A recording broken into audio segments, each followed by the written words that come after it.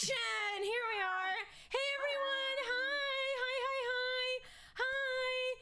This is Mxiety, and tonight on the show we have Dr. Rachel Kowert. I said that right? You did, and you know what? You're like the first person ever to say it right the first time. Listen, I don't know what it is, but you and I just like connected from a distance, and something's going on because like right from scratch, there's a lot of stuff going on. We're like, absolutely, I'm head over heels in love with you and like everything you do, and I adore you. Oh my gosh, you guys are gonna see a lot of this. I'm so sorry. I'm not sorry. I'm not sorry in advance. There's gonna be a lot of just mushy. Dr. Audio up, please. Absolutely. I should have done that sooner. How about now? How about now? Hello? How about now? Hello? Yeah, you should be good now. You should be good. Okay. Everybody says good. Excellent. Okay. Excellent. Thank you so much for coming on the show.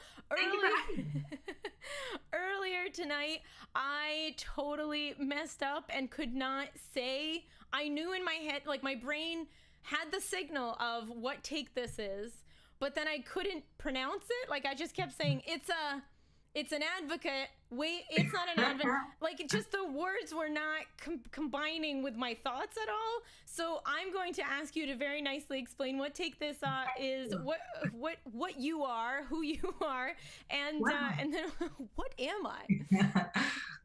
Sure. I'm a research psychologist. I'm the research director of Take This, which is a nonprofit mental health organization that focuses on destigmatizing mental health challenges, specifically in the gaming community and the gaming industry. Yeah. Okay, that is more or less what I ended up saying. Okay, so we're good. I do know, as an ambassador, I do know what Take This stands for. Everybody, I wanted to make that clear. I should have not fucked it up. Yeah. I'm wondering, shrink. Hi, everybody. So be sure to ask your questions. I'm going to open up the queue so you guys can ask away. Hold on. To have some Take This fans in your chat. That's awesome. Hello. I'm so excited. We also have a command, which you won't be able to hear, but... Hey, listen. It's Navi. And then the thing plays. That's sweet. Yeah. So that's what Take This is for those of you guys who don't know. And then so this is Dr. Rachel Kowert. Tell us a little bit about yourself. What do you research? What do you study? What's your background? Yeah, so I have a master's in counseling psychology, okay. And I have a PhD in psychology that was a research-based program. So I've been studying games and gamers for just about 10-ish, close to 15-ish years, and my focus is media effects, and specifically the social effects of online games. So how playing online games affects our ability to socialize in an offline context. Because, PhDs have to be real specific. So that was but that's good because we just recently all went through the whole ICD-11 definition of gaming disorder, and Take This had a very stern waggle of a finger over about it. And you were in that article. You did write that article. We're part of it. Part of it, yeah. Yeah, and so as specific as you can be is as great as we would all want it right now. Okay. So don't stress. Here are all the links to all of the things that Dr. Kowert is about to talk about. There we go. Okay, so wait though. So tell me a little bit more about this, like how games affect. How do they affect? Is there a simple, like, do you have a dinner, a cocktail version of how to describe what is, like, in a nutshell, how do games affect our mentality? Or is it very much like they just do in different ways? Like, is that the whole answer?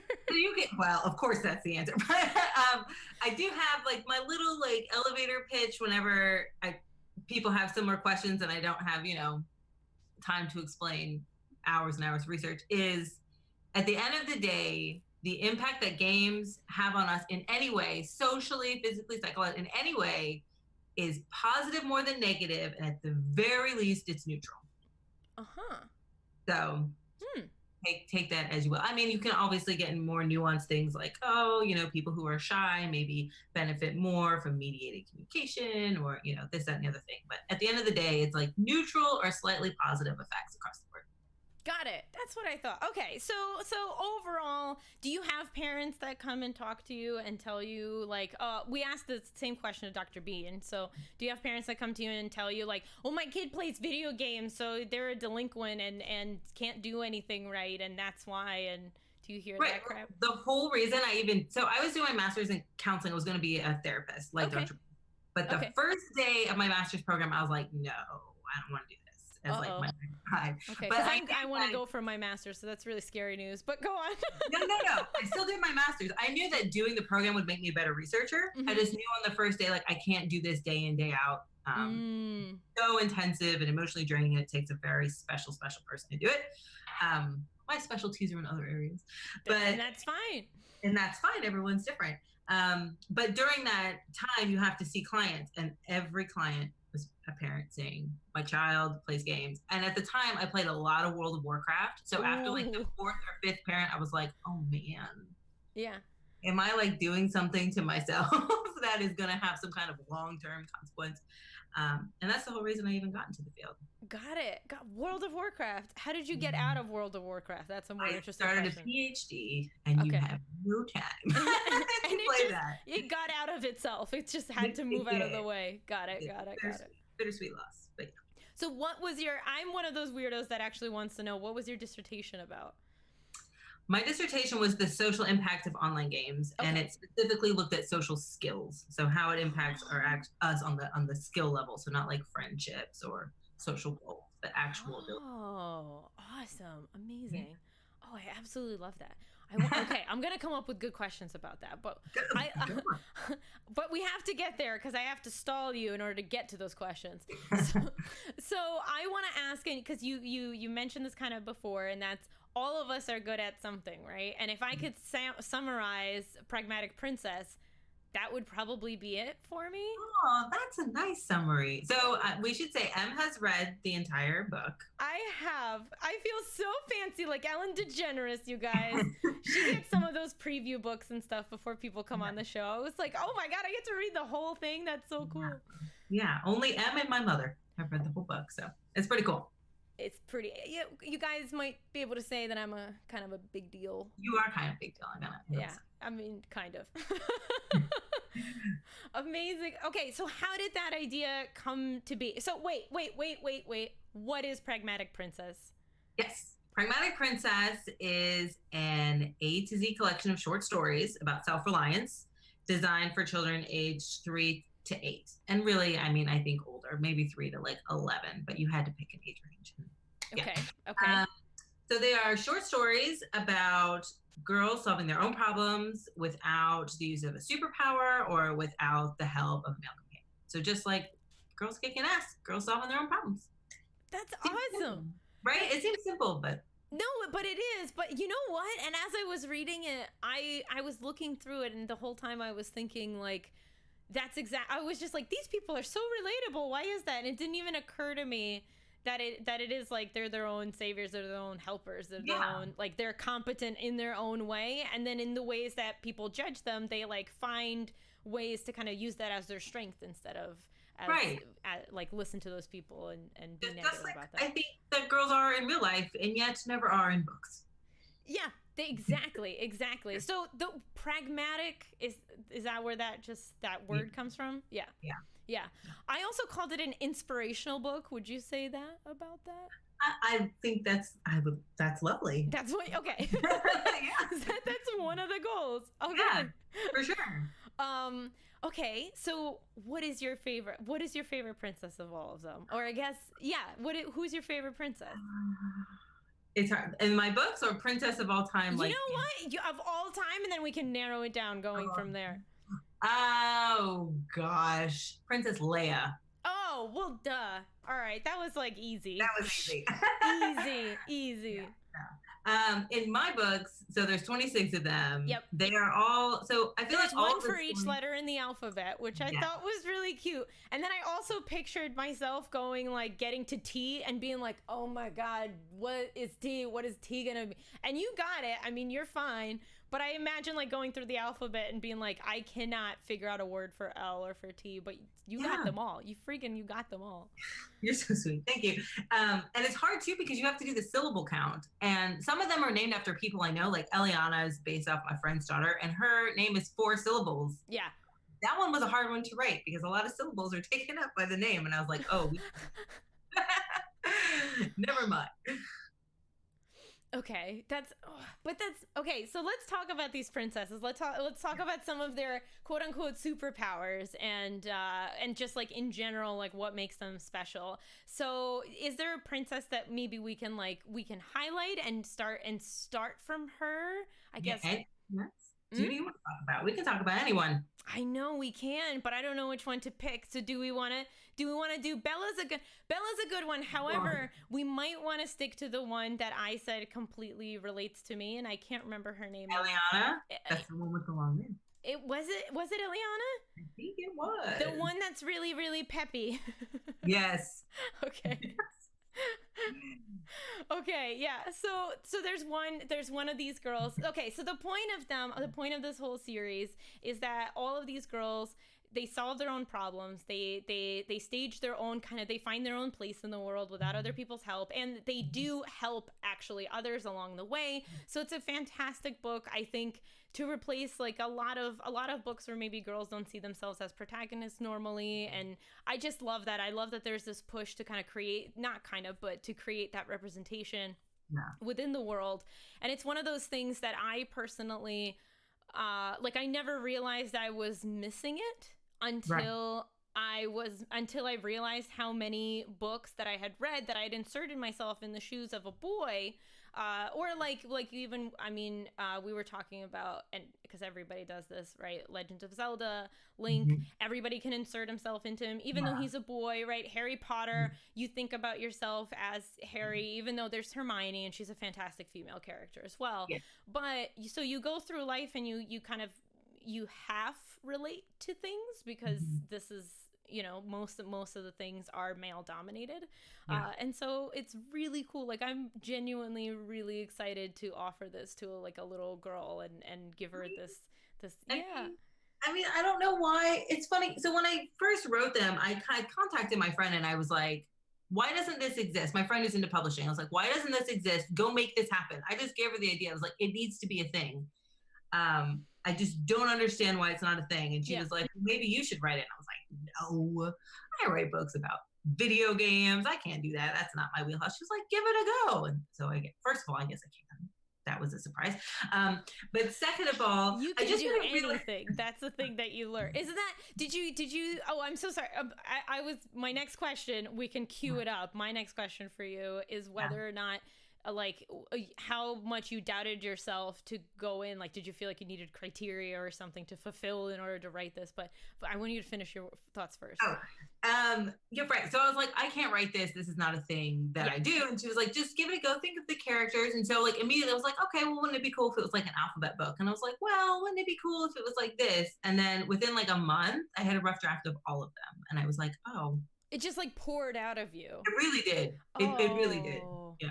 That's lovely. Oh, that makes me smile. Oh my gosh. Oh my gosh. And so it did just pour out of you, but as you were writing it, did you have kind of this imposter syndrome upon that I shouldn't be doing this, I'm not the right person to do it? And I wrote them mostly for my daughter, and so I thought, well, it's cool if I write it for her, but taking it to this stage of a Kickstarter where you put yourself out there completely publicly, your work, that's a little imposter syndrome-y, for sure. For sure. But then again, it's sometimes you just got to take chances and see where things But you did it. You did it. It's really so it's another one of those things where people will tell me oh, how can you do inspirational stuff? You don't always feel inspirational, and so you have to be careful about the inspirational things that you say, because maybe they don't even apply to yourself, and then you're a hypocrite and all that. And so it's really interesting because you are describing things that the girls in these books might not necessarily have a problem with. Like, right. I think there's a character that can speak to, well, you're just confident in the skin you're in, and that's that. And right. I can't remember off the top of my head, so this is a bad pop quiz, but I know that princess existed. I know I read about her. Yeah. She's in there. She's in there somewhere.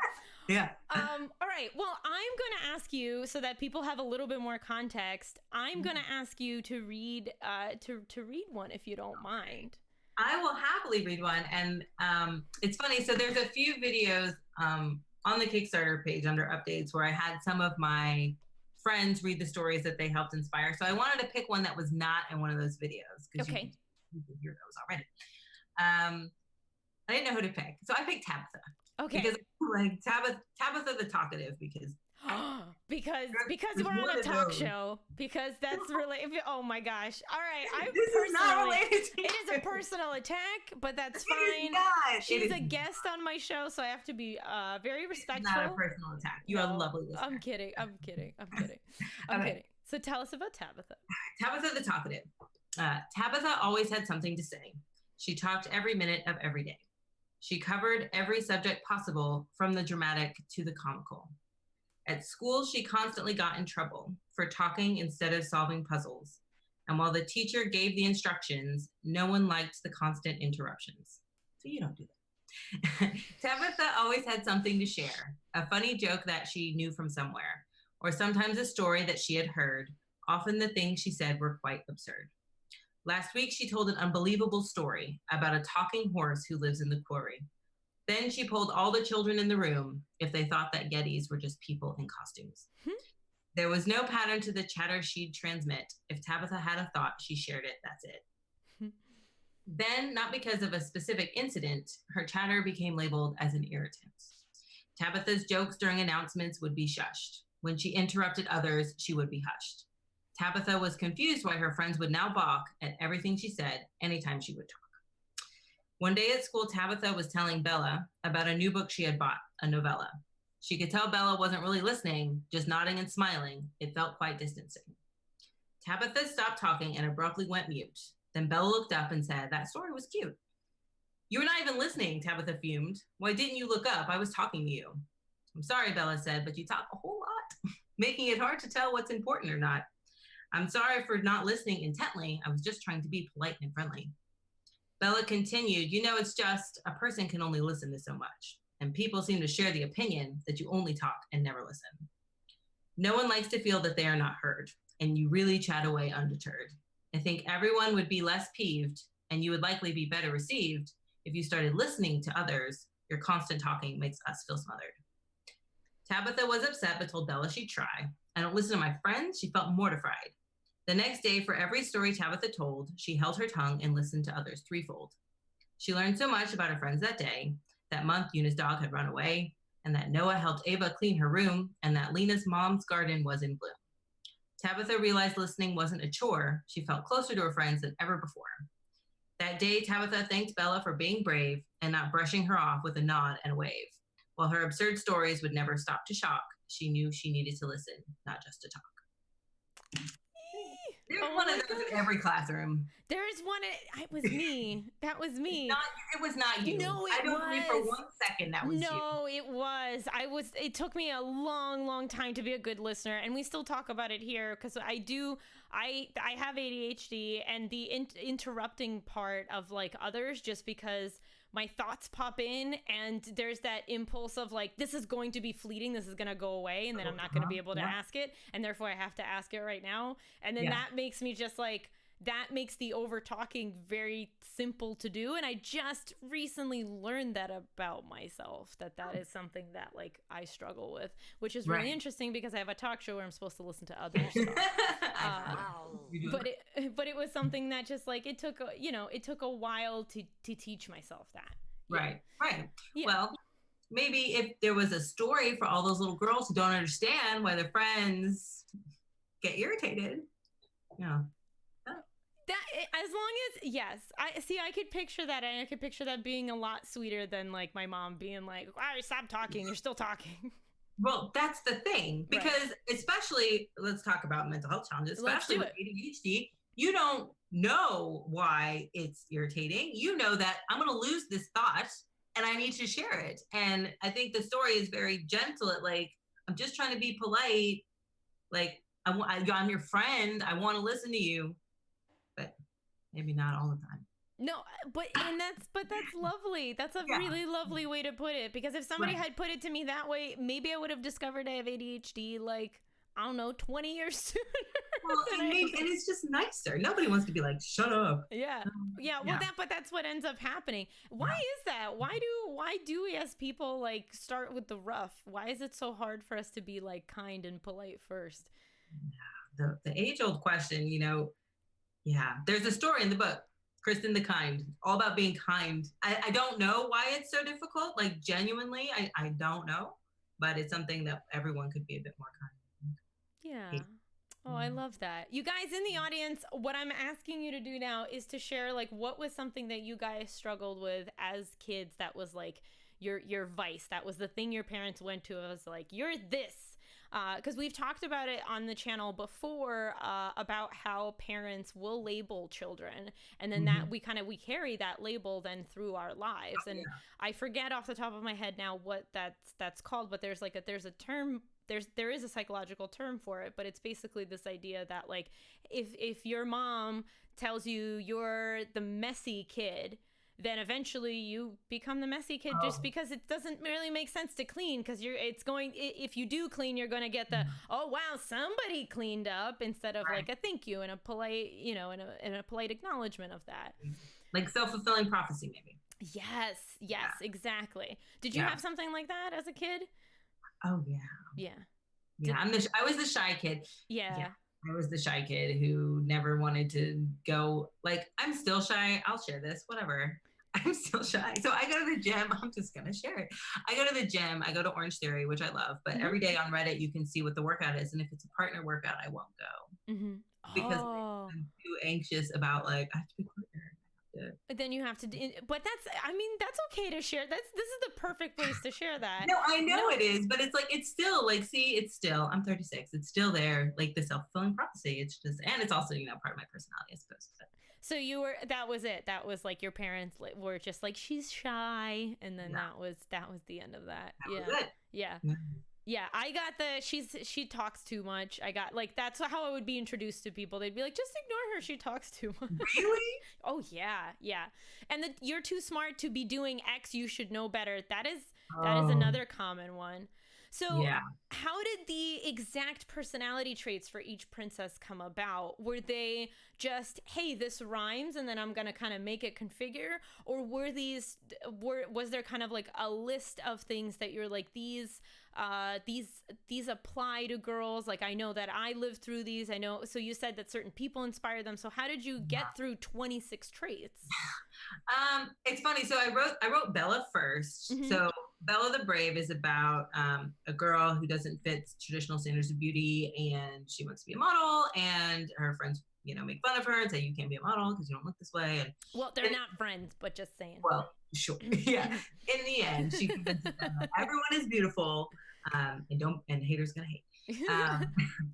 But I wrote that one first because that was inspired by a true story. My cousin's daughter, like verbatim, that is a true story that happened to her daughter. And so that was when I originally thought, okay, I'll give it a go to write. I was like, well, that's a good lesson. That's a good moral. That's something that was handled really well.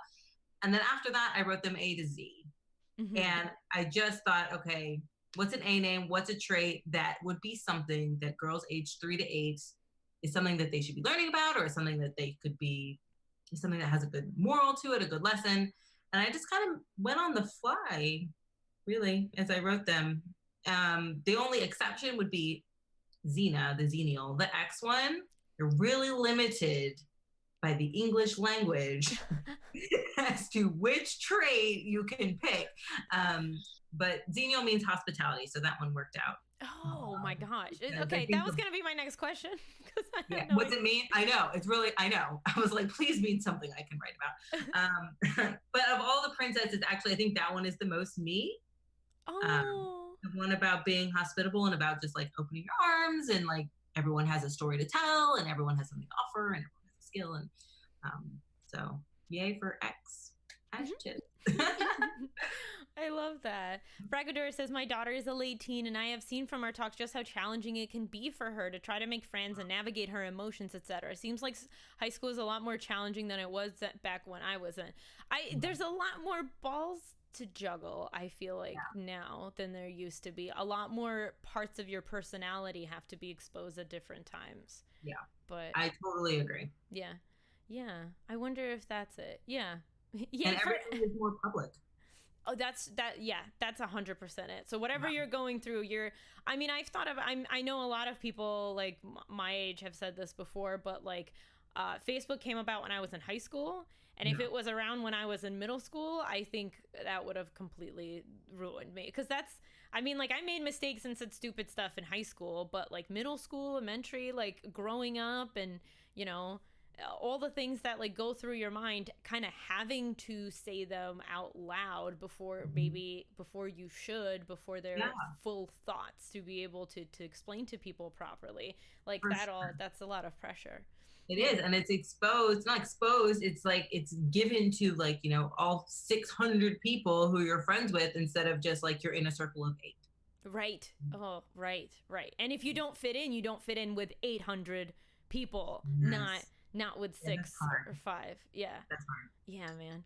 So there has been, and I know this is not your area, but we were just talking about that because I was just reading an article about the fact that in theory, there are more teens. They're saying more and more teens experience depression, anxiety than ever before. And it's one of those, well, okay, that's a really broad statement to make, because we're also more aware of mental health and stuff like that. But at the same time, there's definitely pressures that I don't know that we knew about before. Well, if nothing else, fear of missing out. Yeah. Like there's plenty of research that shows that leads to anxiety and depression, like Instagram feeds and seeing like the perfectly posed, filtered life, and comparing yourself to what is a snapshot of something that's not even real, an impossible life. That alone. And for so many people, because I think about it, I had a fear of missing out when, like, you know, everybody has that where they're like, friends go out and maybe they don't take you and they all go to a movie, and then imagine like now you have to look through them taking, like, the bonus here is that you have to look through all the pictures that they took together while they were together and having a great time, and you're not there, and I know. Yeah. Hey, Frank. Hi. Thank you so much, everybody who's here. I appreciate you. Oh, Fairly Live Show. Thank you so much for the raid. We don't have sound, so we couldn't hear you guys coming. I appreciate you though. Thank you, everybody. Welcome in. My name is Mxiety. I'm a mental health streamer here on Twitch. What I do is I talk about research and I write. When we're not interviewing guests, such as Dr. Rachel Kowert, who is on today talking about her book, Pragmatic Princess, we are talking about mental health topics, talking about mental health current events, and discussing recent research. So yeah, want to do this raid a long time. Oh, thank you, Fairy Live Show. I appreciate you. We kind of had a lull in the conversation so I could introduce you and thank you properly, because sometimes we gotta let raids go, but I appreciate it. I appreciate that we were able to say something. Thank you so much for being here. Yeah. So you said that Xena, right? Mm-hmm. You feel very close to. There was definitely a part of me as I was going through the whole book, there was quite a few parts where I like felt like I could relate to quite a few of the princesses, and that's because our personalities are not single faceted, right? And usually characters are. But can you tell me, like, are there several characters that you relate to more because you feel like they kind of make up your daughter, or maybe like specific characters that pertain to you a little bit more than others? Yeah, I think they're all a little bit of me and they're all a little bit of my daughter, but it's funny because I wrote them organically. So for instance, like Ruby, the character Ruby the Ready has a really big backpack and it's always full of things and she's always prepared. And at the time I was writing that, I was staying in a small apartment and my mom was staying with us and we had a giant diaper bag and she kept hitting my short daughter in the head with the diaper bag. And that's where the line in the story came about, like she hits people in the head. So when I go back and I read them, it's like just little pieces of like, they're all a little bit of me and they're all a little bit of different things that I experienced, which is kind of cool. Like I tell people this is the culmination of my life's work. And I'm not saying that like to be super dramatic. It's just true. It's like, oh, this little piece of Ruby is from this time in my life. And this little piece of the story of Lena is from something I did when I was in middle school. And I learned something from my PhD, like the stories about being persistent or constantly failing, which is what you do in a PhD until you succeed and you graduate. So yeah, they're all definitely a little bit of me. Yeah. Oh, is there a certain personality trait that you feel like still is more so than others?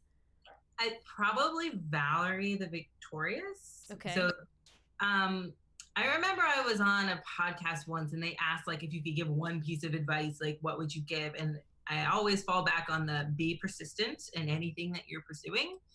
So Valerie's story is about she tries lots of things and she fails, but she keeps trying. So at the end of the day, all we can do is keep trying. And I think that that's, how you get through a PhD. That's how you get through any kind of long-term romantic relationship. That's how you get through parenting, succeeding and failing, but you just persist and keep trying. Oh, I absolutely adore that. Oh my goodness. All of them, like I said again, all of them in some way, I felt like made a huge difference.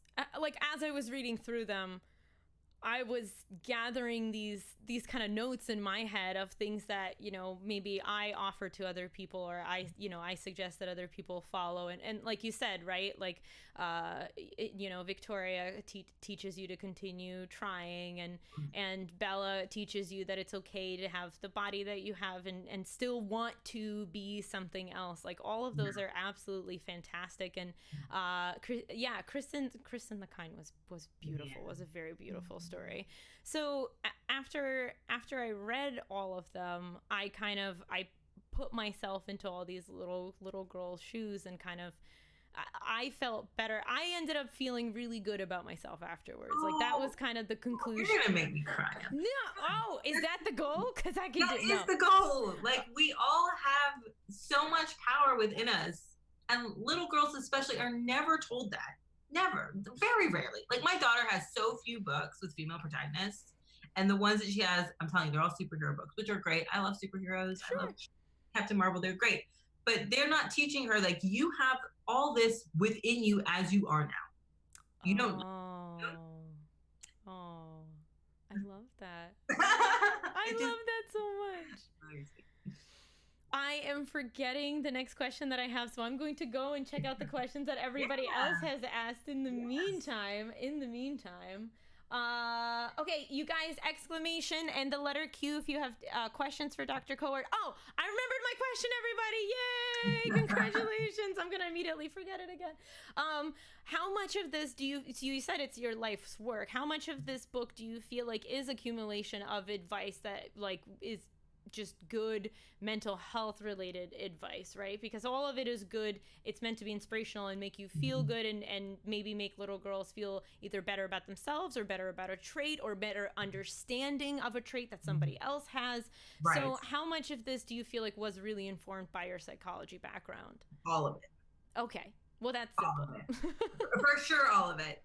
Because, when you learn about the human mind and you learn about things like all humans, we call them cognitive misers. We're all lazy. We do lazy thinking. We jump from the quickest point from A to Z without giving any accommodation for anything in between. And I think that's where the lack of kindness comes from. So if we could just step back just a little bit, like in the story Ursula, we were talking about Ursula the Unique, she gets bullied and she in the end comes around and is patient with the people who are bullying her because she realizes like they just don't understand. And if I could just have a little bit of patience with them and explain to them, we're all the same. The differences that we see, they're superficial. We're all the same. We're all people.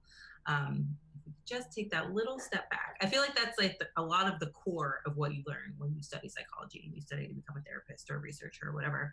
And it's a lot of what you talk about as well. That's awesome. Oh, that's good.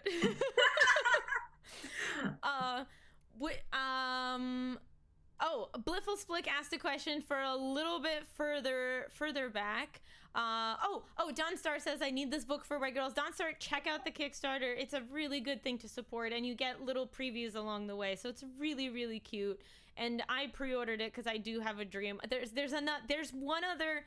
I'm not totally crazy, guys. I do not have a kid, but there's one other book that I have bought in case I do have a little girl, and it's called Women Through History, and it's an illustrated book of women. I don't think it's alphabetical, but it's a lot. I don't remember how many, but it's a lot of historical figures that are women, and it's all illustrated, and it's beautiful. And I can't remember who wrote it now, but that was another book that I bought specifically. Like, if I have a little girl, this is the stuff I wanted to read, and I can't sit and find out later whether or not this will exist. I want it now.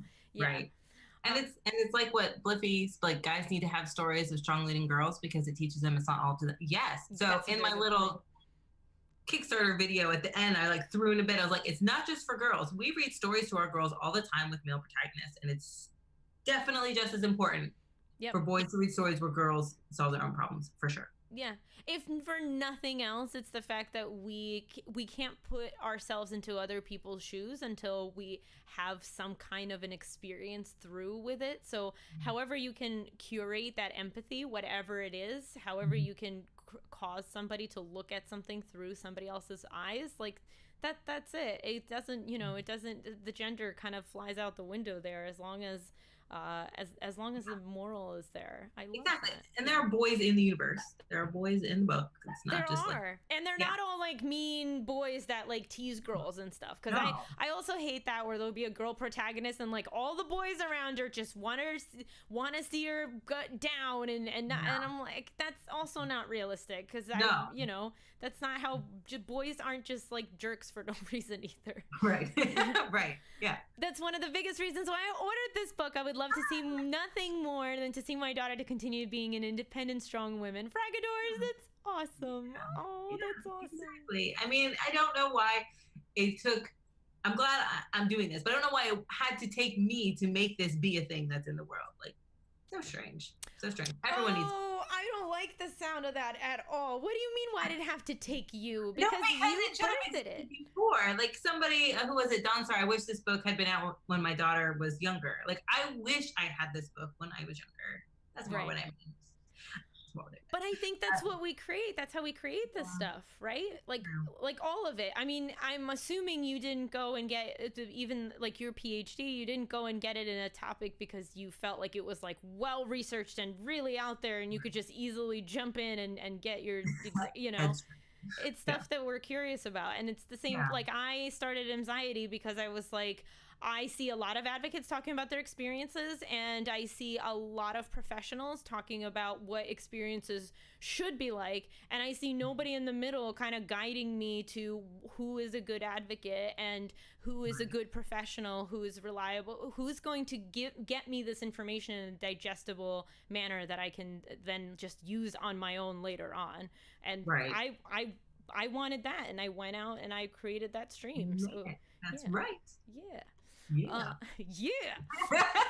Bliffle Splick asks, would you say that this is somewhat accurate? My child has a problem with playing games equals I have a problem with my child coping in ways I don't understand.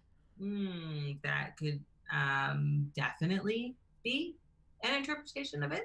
Not in every case, but definitely that is a valid interpretation. No. Yep, for sure.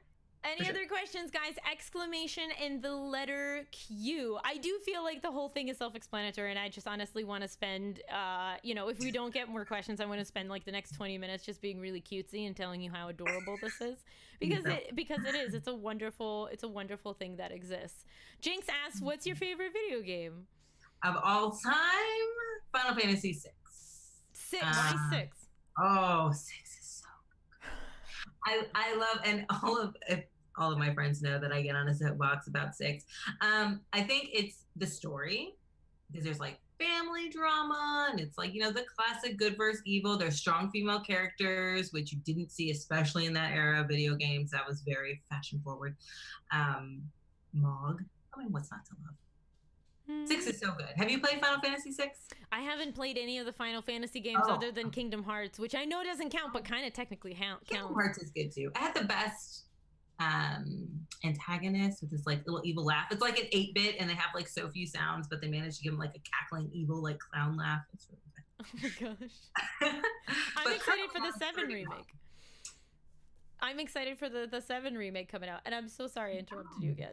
No, that's fine. I am also excited about the 7 remake. I hope it's good. It's hard to remake the classic. King's Quest is a really good game. King's Quest is a really good game. Yeah, nostalgia FTW for sure, Jinx. Oh, that's really cute. Yes. That's really cute. So I'm also wondering about this PhD of yours and about the conversation we keep having, because it's come up quite a few times. This is slightly off topic, so if you guys have questions about this, please do ask them, but it is me slightly moving off the topic of the book, and we will return to the book, I promise. And if you're not backing it on Kickstarter, please consider doing so and checking out that link right now. 60% funded. Okay. 60? 60? Yes. Wowee! I know. Oh my gosh, but that means you're so close. And how much longer do you have? 15 days. 15 days. So you're at the halfway point, and you are over halfway funded. Yes. All right, I like these odds. What happens? What happens if it's not fully funded? Did it just go away, or can you? It's all or nothing. No. Oh my gosh. Go away. It's all or nothing. So if you want to back it and you like it, share with other people you think might like it, because 40% is still a significant amount that needs to be. Yeah. Removing Thunder, it is a children's book it's an inspirational book for little girls. It's alphabetical. If you want to give your quick pitch, you'll probably do a better job than I will, Dr. Kowert. It is an A to Z compilation of short stories about self-reliance. Ooh. Okay. Yeah. That's way faster than what I That's like the tagline on the Kickstarter page. Yeah. And little boys and little girls, all children. Yes. Yeah, so my question was a little bit of a side note, because we briefly touched upon it before, but imposter syndrome. Yes. So you mentioned that you thought imposter syndrome went away when you got a PhD, and I mentioned it only intensifies.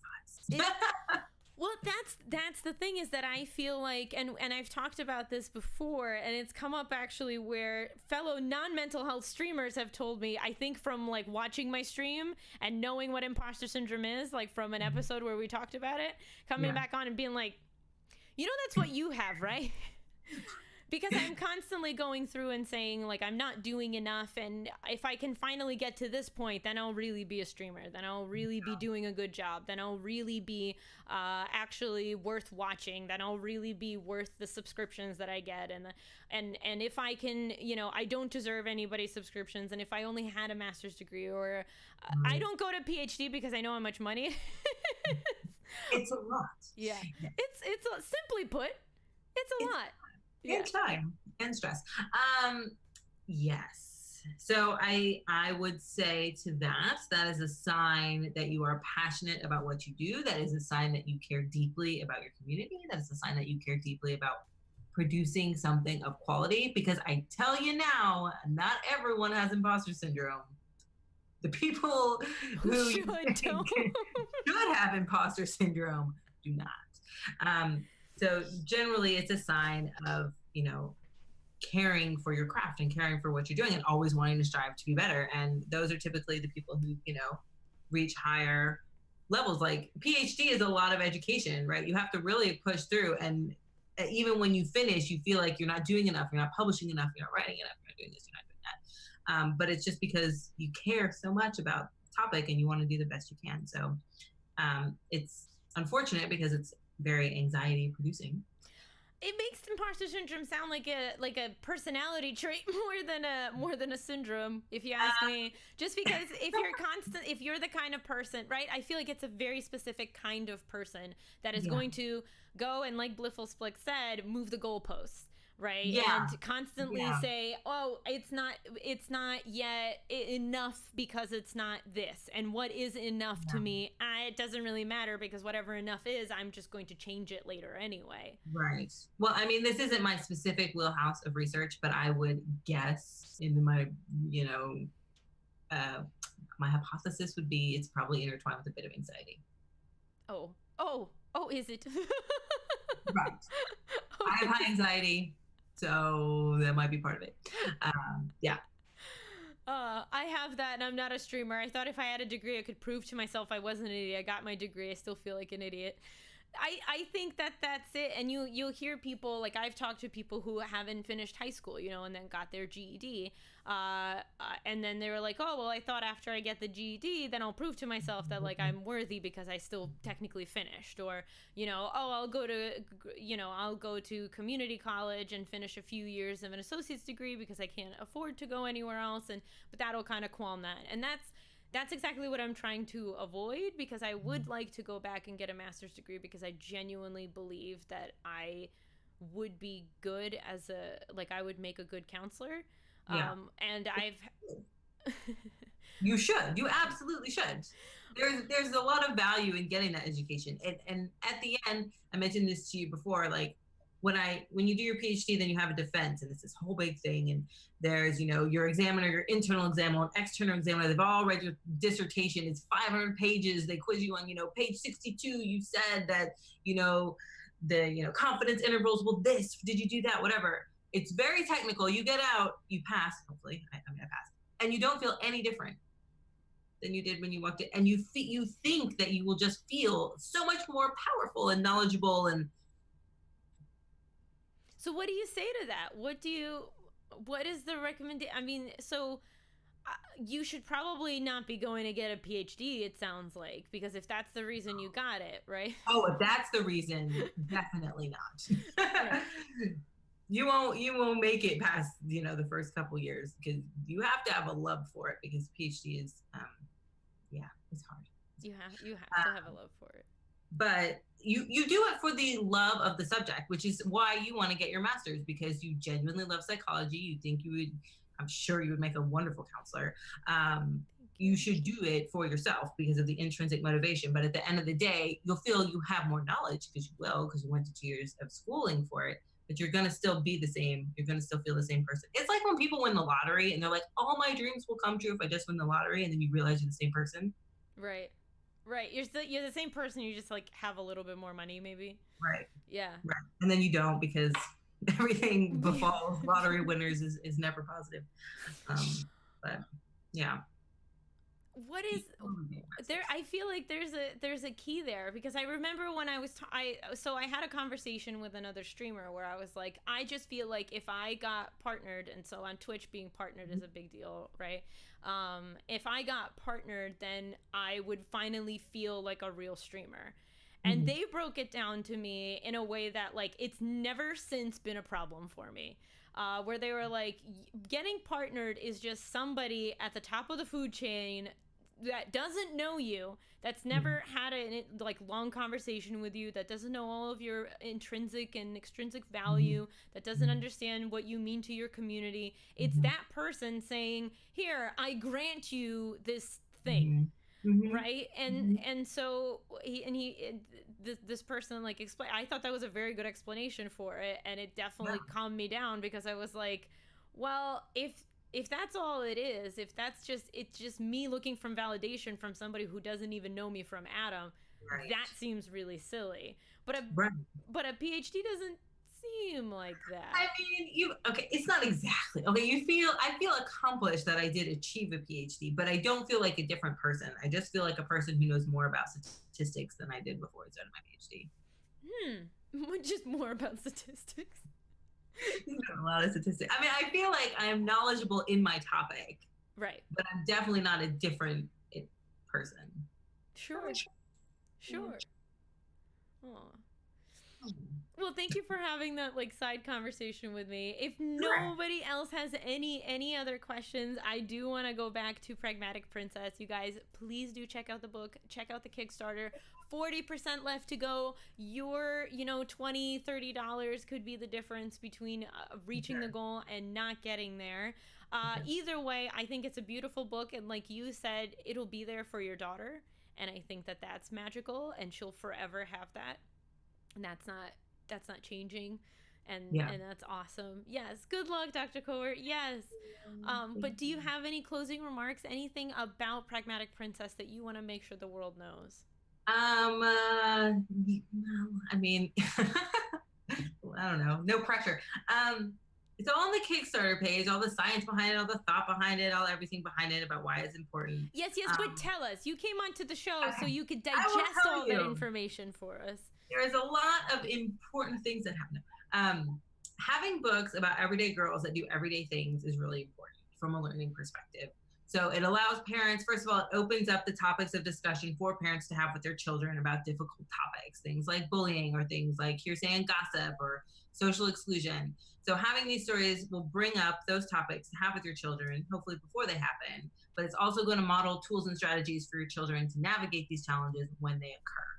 So from a psychological, from a learning perspective, that is also what is contained within these stories. So I read my daughter a lot of Berenstain Bears, which were my jam when I was a kid. I freaking love Berenstain Bears. Right. They're great, but they're like definitely from the 60s and 70s, because I was reading the Stranger one the other day, and it's like a guy like, hey, Sonny, like in the bushes, and it's like, okay, well, maybe this could use a little updating. So I like to call it like the updated Berenstain Bears. So it talks about, having a clean room and, anyway, I loved that one too. And as a kid, the messy room. That's a sidebar. So the books are really important from that perspective. It's also very important for children to see themselves in media. So children with different abilities and disabilities, families that are traditional and untraditional, people who live with their grandparents, people who have single parents, adopted children. These are the things that are not represented in books. And I did my best to represent as much as I could within this small compilation of stories. And also, I will have them for my daughter, that is true, but I want them to be for your children as well, because I just think that learning stories about being more kind, or seeing, a girl in a wheelchair whose story is not about her being in a wheelchair, whose story is just about her living her life and interacting with other children. There's a lot of value in that.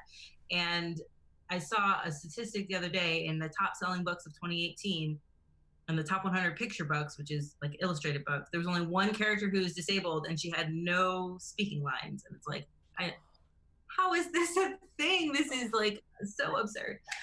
So I'm just trying to change the world. I'm just trying to change the world. Listen, no big deal. No big deal. Keep it small. Keep your goals really small and attainable. That's what I like to say. Yeah. So changing the world, then you just go to change the galaxy. No big deal.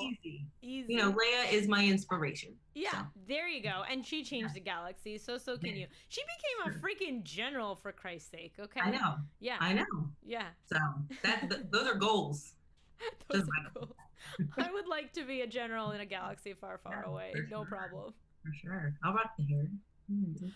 The hair. I don't know about. I know she. I heard that the actress hated it. So. Oh really? Yeah. Oh, I didn't know that. Oh, that's funny. And also. That just seems really uncomfortable. Like you can't. It'll probably give you a headache. Yeah, because it's like they're tight, and then can you hear well? No. Can you put on headphones? No. These are all very important things for me as a millennial. So. That's hilarious. I have a short list of people to trade for Carrie Fisher. Dancer, so do I. Oh, yeah. So Suki, I'm so glad you like this. Yes, I love Carrie Fisher, so I know she's wonderful. That's so off the tangent. I appreciate you so much, Dr. Kowert. Thank you for coming on, and thank you for spreading the love about Pragmatic Princess. It was absolutely wonderful to learn more. I guess that's it, you guys. If you don't have any other questions, we're gonna pop off. I will be back in just a few minutes. Give me a quick second so we can sign off on this end.